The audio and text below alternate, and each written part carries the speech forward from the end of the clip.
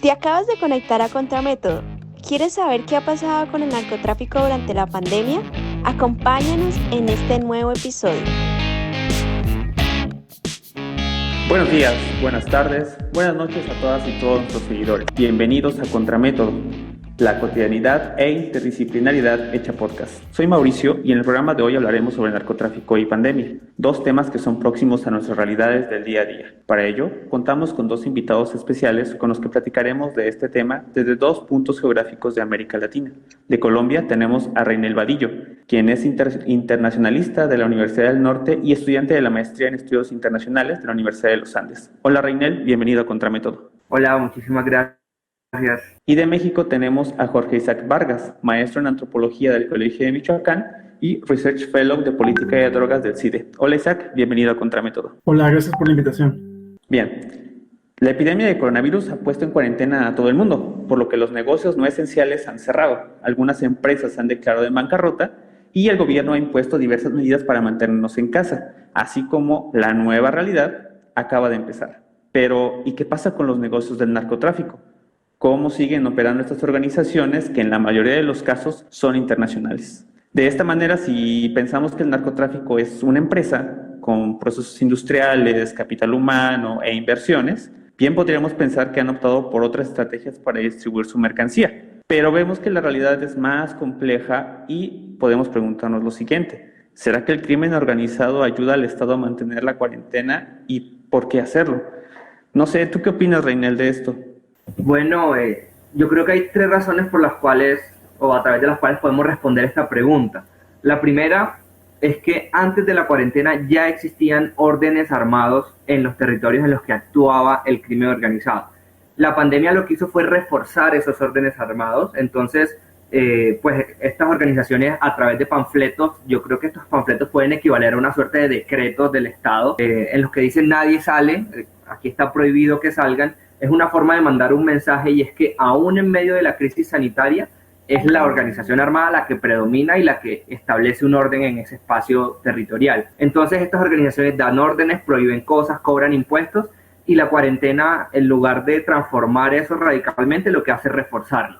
Lo segundo que se puede decir es que estos grupos armados se benefician de la débil presencia del Estado. Si el Estado hiciera una presencia institucional fuerte en estos territorios, afectaría a los negocios de las organizaciones armadas. Y ante el brote del coronavirus, yo creo que lo que ellos están evitando es que en estos territorios haya un brote tan grande que atraiga atención mediática y atención de salud, porque esto implicaría presencia del Estado y de medios de comunicación. Entonces, ayudar al Estado durante la cuarentena es una forma de impedir el fortalecimiento del Estado en estos territorios. Y la tercera razón por la cual el crimen organizado puede ayudar al Estado en la cuarentena es una razón estratégica, y es que pues, los grupos armados no son inmunes al coronavirus, no son inmortales, también se enferman los miembros de sus filas. Entonces, si se llegase a presentar un brote en estas filas, uno, no tienen recursos médicos para atenderlo, y dos, tendrían que ir al sistema de salud en consecuencia, y por lo tanto ahí serían identificables por las autoridades. Entonces yo creo que esta ayuda que le da el crimen organizado al Estado durante la cuarentena es más bien una forma de impedir su fortalecimiento a nivel territorial y de sobrevivir, una forma de supervivencia. Sí, en efecto, tienes toda la razón, ¿no? Derivado de que es una amplia cadena de recurso humano que la industria del narcotráfico tiene, desde el líder, ¿no? O el capo, hasta los halcones y los dealers, pues se ven mermados en una cadena de procesos, ¿no? No sé, tú, Jorge Isaac, ¿qué opinas? ¿Cómo ves esta situación ahí en México?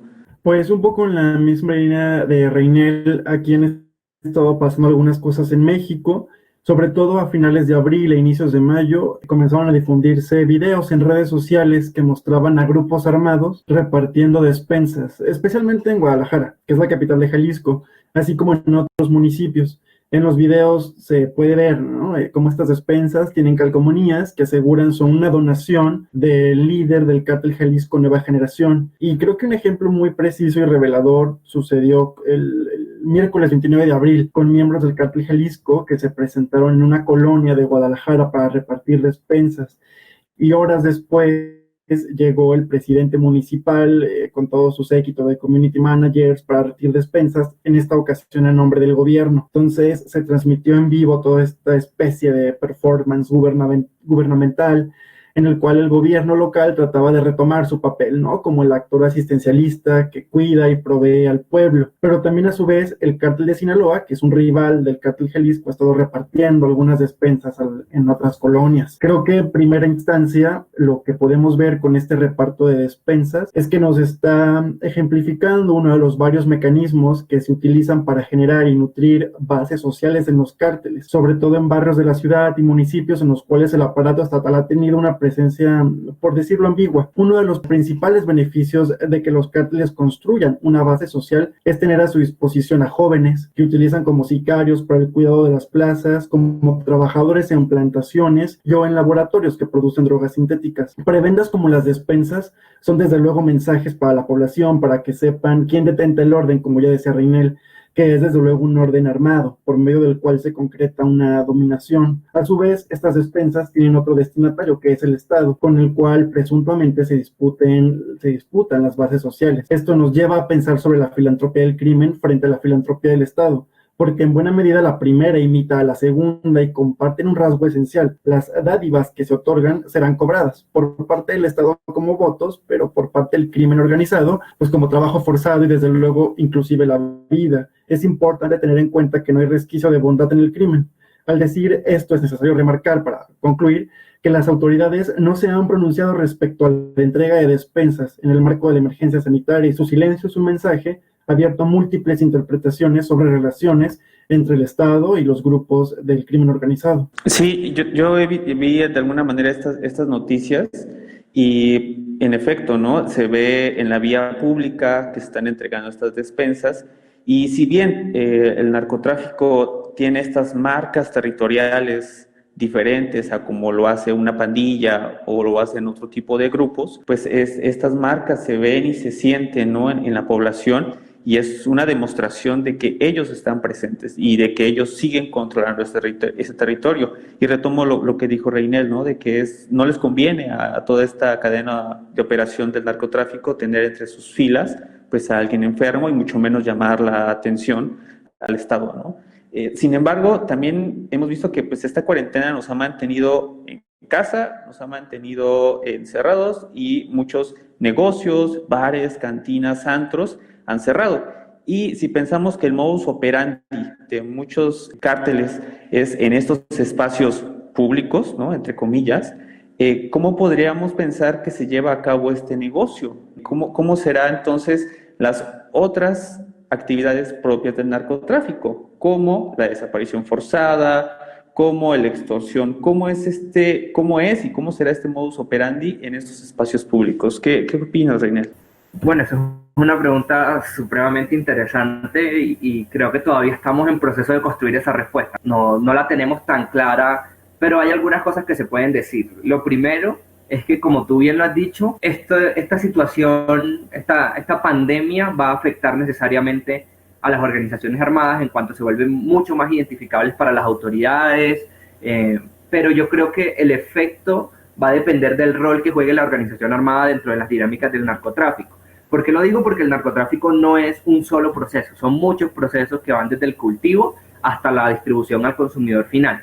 Entonces, para esas organizaciones que están en la parte del cultivo, de la transformación y de la venta al distribuidor, el reto creo que está en evadir a las autoridades durante el transporte, pues porque no son invisibles y porque es más fácil ver a un carro que va cargando algo durante una pandemia cuando no hay gente en las calles a cuando uno la ve en tiempos de normalidad. Sin embargo, aquí también hay que decir que la corrupción es uno de los principales recursos del crimen organizado. A veces uno cree que las organizaciones armadas son violentas y totalmente destructoras, pero no, o sea, a través de la corrupción reducen la violencia. En La Guajira, en Colombia, por ejemplo, se descubrió que un grupo armado llamado los Pachenca tenía información privilegiada sobre operativos militares y policiales antidroga. Entonces tenían mapas de patrullaje de la Armada colombiana y naves de monitoreo de Costa Rica y Nicaragua. Tenían las rutas exactas por donde iban estos barcos.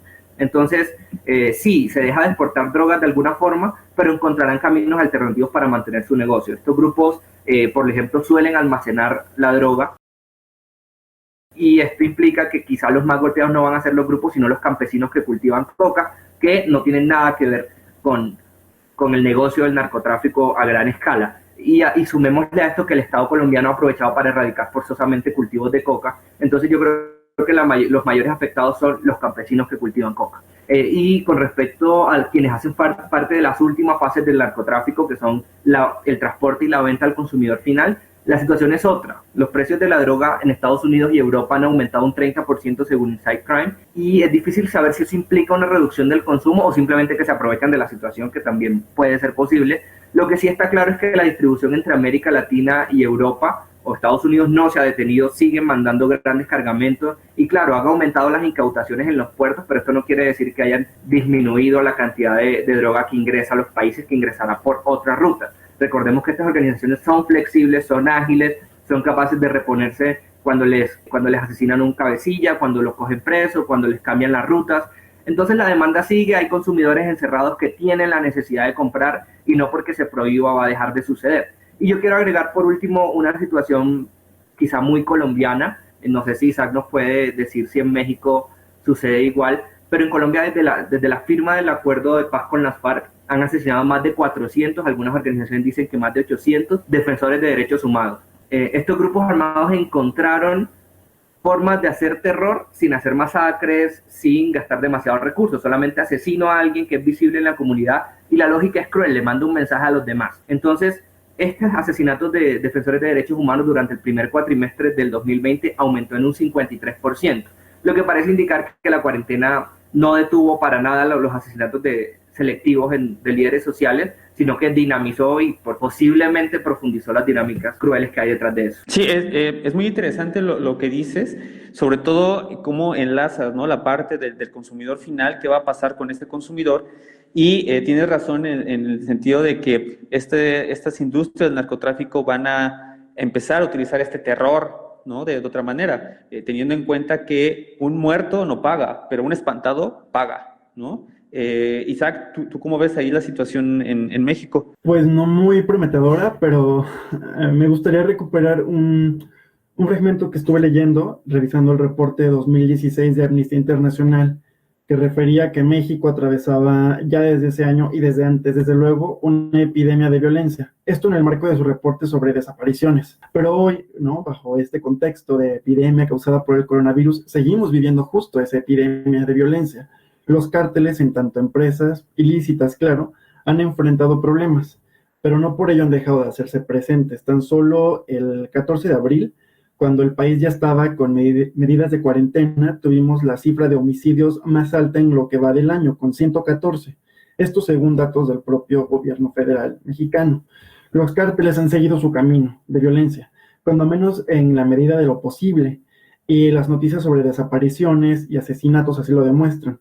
Entre enero y marzo en el país se cometieron 8.500 homicidios dolosos, un 13% más que en el mismo periodo del año pasado, es decir, 2019. Esto según datos del Sistema Nacional de Seguridad Pública que estuve revisando hace unos días. Y es que, aunque con dificultades, como ya decían, se sigue produciendo la droga, los consumidores están comprando, se manda la mercancía rumbo a los mercados extranjeros, a pesar del cierre de fronteras, lo cual, desde luego, es un obstáculo, pero continúa, la cadena de producción, compra y venta. El narco, o el crimen organizado en general, no está en cuarentena, y de acuerdo con las estadísticas, el 2017 rompió el récord como el año más violento en la historia de México, al menos en los últimos 50 años. Y todo parece que 2020, a pesar de la pandemia, podrían rebasarse justamente esas cifras. Algunos han señalado que el crimen organizado aprovecha que el Estado está enfocado en la emergencia sanitaria y en la crisis económica, ¿no?, para seguir desplegándose. Y creo que esto en parte es verdad. Sin duda también a la vez parece una justificación, como otras que se han dado a lo largo de los 13 años de guerra contra las drogas, para no enfrentar desde distintas perspectivas al crimen organizado, y hay distintas investigaciones en México que así lo demuestran. Cito a lo mejor de manera muy rápida una de Laura Tuesta y Samantha Pérez, que hablan de cómo en realidad la guerra contra las drogas lo que ha hecho es fragmentar al crimen y multiplicar su poder, y justamente económico y territorial.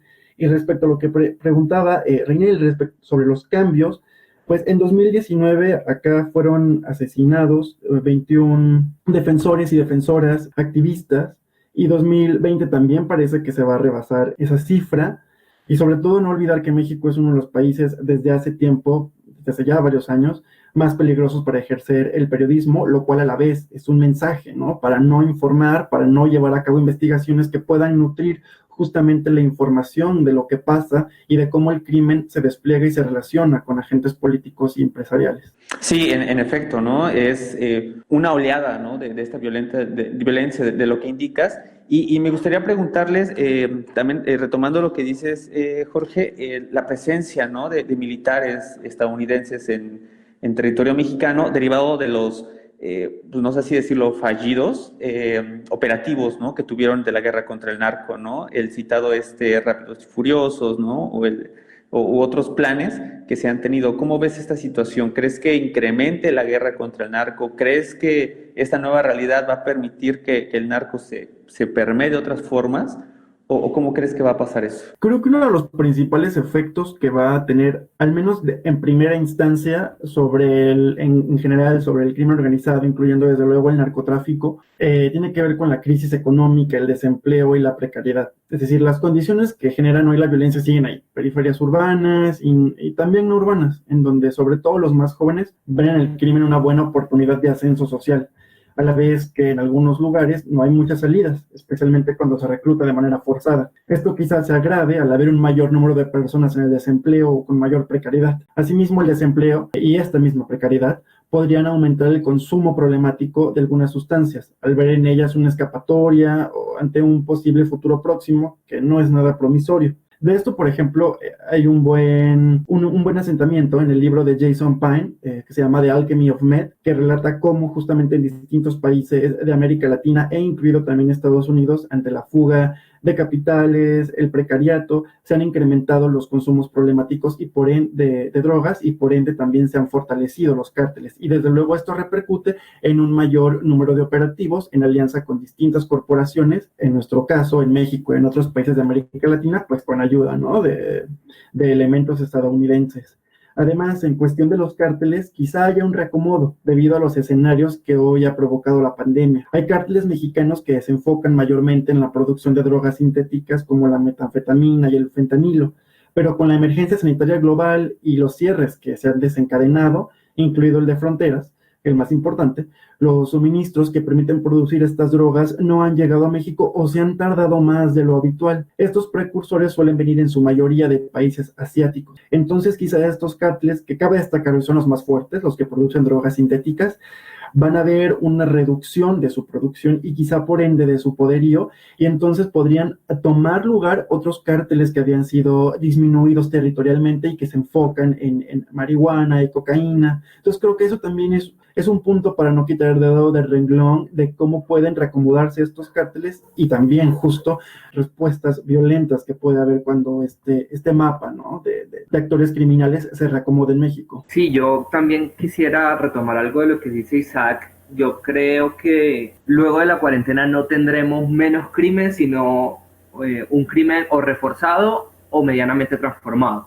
Una de las cosas que podría gestarse durante esta cuarentena es, por ejemplo, desde hace algún tiempo los grupos armados de Centroamérica están intentando que la coca no solo se cultive en Sudamérica. Digamos que actualmente hay 3 países en los que se produce coca, que son Colombia, Perú y Bolivia. Y lo que han intentado por muchos años es tratar de llevar esos cultivos hacia Centroamérica, pues porque es mucho más barato transportar de Centroamérica hacia Estados Unidos que desde Colombia, Bolivia y Perú hacia México y Estados Unidos. Entonces, quizá esta puede ser una oportunidad para que estos grupos encuentren el espacio para vitalizar esa estrategia de transformación de los espacios de cultivo, pero al final yo creo que un asunto que hay que tener en cuenta es que saber qué pasará con el narcotráfico es muy difícil porque pues no podemos leer el futuro y podemos ver cómo ha evolucionado el fenómeno, y por eso hay 2 tendencias. Por un lado, yo coincido totalmente con Isaac. Los cambios que van a haber en las organizaciones armadas serán más para reforzar sus actitudes armadas y para reforzar sus filas que para debilitarlos. Yo creo que esta pandemia permite que se fortalezcan en muchos aspectos, que encuentren nuevas alternativas de distribución y transformación de la droga. Entonces, dudo que sirva para transformarlas radicalmente de otra forma. Lo que podemos esperar es unas afectaciones temporales a los ingresos, pero así como la economía formal se reactiva lentamente, la economía criminal se reactivará y dinamizará sus actividades en algún momento. ¿Y esto por qué? Pues viene relacionado con el segundo punto, y es que la política antidrogas no ha enfrentado, al menos en Colombia, no, ahí sí desconozco el caso mexicano, pero no ha enfrentado transformaciones radicales. Ante el mal momento de Estados Unidos, uno esperaría que haya un espacio para que se geste una transformación del enfoque punitivo de la lucha contra las drogas, pero por el contrario, lo que hicimos en Colombia fue traer en medio de la pandemia una brigada estadounidense para luchar contra el aumento de los cultivos ilícitos y aumentar la erradicación forzada. Entonces, lo que yo veo es un momento en el que se reafirman los enfoques que se han adoptado históricamente en la lucha contra las drogas, al menos en Colombia, justamente porque tenemos a un gobierno que particularmente adopta este discurso y abiertamente ha dicho que lo que hay que hacer es que fumiguemos con glifosato, el acuerdo de paz quizá no sirvió para esto, y que sigue las directrices que vienen desde un gobierno de línea dura también en Estados Unidos. Entonces, claro, esto también está relacionado con que Colombia tiene muchísimo dinero en juego, en cooperación internacional, en asistencia militar por parte de Estados Unidos, y que es difícil sacarse de encima todas esas interrelaciones, pero digamos que la suma de todo esto a nivel tanto discursiva, ideológica, como a nivel material, lo que nos ofrece y lo que yo pienso es que difícilmente vamos a transformar la lucha contra las drogas en este contexto y las cosas seguirán más o menos igual. De hecho, hace unos días leía que las autoridades europeas sacaban pecho porque estaban incautando muchos más drogas en los puertos, ¿no? Y es chistoso porque lo pintan como si estuvieran ganando una guerra que hace rato perdimos contra las drogas y que por más que incauten, al final de cuentas lo que va a pasar es que se reinventarán y entrarán por otros lados. Sí, en efecto, ¿no? Y yo creo que mucho de esta guerra antidrogas, antinarco, pues se va a ver reflejada en estos procesos coyunturales, ¿no? Si es que hay o se siguen estas políticas. Y como para ir cerrando, para ir haciendo estas conclusiones, yo creo que podríamos pensar también, como lo vimos al principio, que el narcotráfico es una empresa global, pues tiene diferentes características que se han venido transformando a lo largo de esta pandemia, ¿no? Una de ellas es de que muchas de estas drogas ya a nivel de consumidor pues estaban en el trabajo, ¿no? O el consumidor estaba ahí en el trabajo y las consumía por ende en estos espacios, lejos de su casa. Y ahora en la casa, pues el consumidor, ¿qué hace? ¿Las consume en su casa o no las consume en su casa? Quizás sí, con ciertas limitaciones, o quizás veamos que mucha gente saldrá del closet psicoactivo, ¿no? Por así decirlo. ¿Ustedes qué piensan, Isaac? ¿Qué conclusiones podríamos dar de esto? Sí, justo lo que mencionabas de salir del closet. Estaba hace tiempo revisando un informe y otras publicaciones de organizaciones como Échale Cabeza, que mencionaban cómo han habido en partes de Latinoamérica, concentrándose en esta región, algunos cambios ya, y como por ejemplo algunos consumidores que tienden más hacia drogas o sustancias que son muchísimo más químicas, estaban comprando o regresando a la marihuana o tratando con ella porque es más amigable consumirla en la casa y de repente es más fácil conseguirla también en los mercados o en las colonias más próximas a las que uno quizá vive o con contactos más cercanos, y eso me da pie para justamente hablar de manera muy breve de lo que ya mencionaban, ¿no? Sobre todo Reiner, respecto a cómo el crimen organizado y el narcotráfico se están y se van a reinventar justo en nuestra región y también a nivel global con esta pandemia, teniendo en cuenta que, bueno, los actores criminales que están en México, en Colombia y otros países son algunos de los actores más importantes a nivel internacional y que justamente han estado marcando la pauta de los mercados globales. Ahora también se ha dicho cómo los actores mexicanos, distintos cárteles como el cártel Jalisco Nueva Generación, con la pandemia ha estado muy contrario a lo que se creería, teniendo más presencia en algunas partes de Europa. Y creo que esto, pues sin duda, nos invita a no quitar el dedo del renglón para ver cómo se reacomodan las fichas, no solamente en México, en Colombia, sino en los países de manera internacional. Sobre ese punto de esos procesos a nivel individual, bueno, yo no conozco mucho, así que no puedo decir mucho al respecto, solo pues, me parece muy interesante lo que dijo Isaac. Lo que yo sí puedo aportar ahí es que hay una buena parte de los consumidores que no pueden dejar de consumirlas, ¿no? Habrá quienes sí, habrá quienes sean consumidores ocasionales a los que esto no les genere mayor consecuencia, pero hay quienes ya han desarrollado dependencia y esos van a terminar buscando esas drogas. ¿Y por qué digo esto? Porque hay evidencias en Europa de que, por ejemplo, muchas de estas empresas criminales han utilizado ahora la Deep Web para vender sus productos. Entonces uno encuentra promociones en la Deep Web como droga colombiana 80%, o la mayor calidad la encuentras acá, ¿no? O sea, una cosa súper publicitaria, casi que mejor que muchos supermercados. Entonces, ahí es donde yo digo que se están reinventando. No lo podemos percibir, claro, quien de nosotros usa Deep Web, posiblemente muy pocos o casi nadie, pero quienes los usan encuentran ahí lo que no encuentran o lo que no es visible, ¿no? Y aquí también hay que hacer la distinción en que la economía criminal no es necesariamente una economía en la sombra, como muchos han dicho. A veces está ahí al lado de la economía que vemos. En Italia, por ejemplo, se vendía en las filas de supermercados, ya que eran las únicas aglomeraciones permitidas en público. Los domiciliarios de empresas de transporte o de empresas de comida también entonces fueron cooptados para venderlas. En fin, la economía criminal está al lado de nosotros todo el tiempo y quizá a veces la hemos vuelto un poco mística cuando la tenemos ahí al frente de nosotros, cuando está delante nuestro, y por eso creo yo el consumo de muchas de estas personas no va a disminuir radicalmente y lo terminarán haciendo porque tienen los medios, no es tan difícil hacerlo y no es tan difícil acceder a ello. Sí, en efecto, ¿no? Podríamos concluir que este negocio del narcotráfico se está reinventando. Hay otras formas en las que se está haciendo visible y son estas formas de marcar el territorio, ¿no? Agradezco mucho a nuestros invitados especiales, a Reinel Vadillo y Jorge Isaac Vargas, por estar aquí presentes en nuestro programa de Contramétodo. Muchas gracias por escucharnos. Recuerda seguirnos en Facebook, Twitter e Instagram como Contramétodo y descargar nuestros podcasts en Anchor, Spotify y iTunes. Nos vemos en la siguiente. Hasta luego. Gracias por acompañarnos una vez más en este espacio pensado para ustedes. No olviden dejar sus comentarios y nos veremos en un siguiente programa.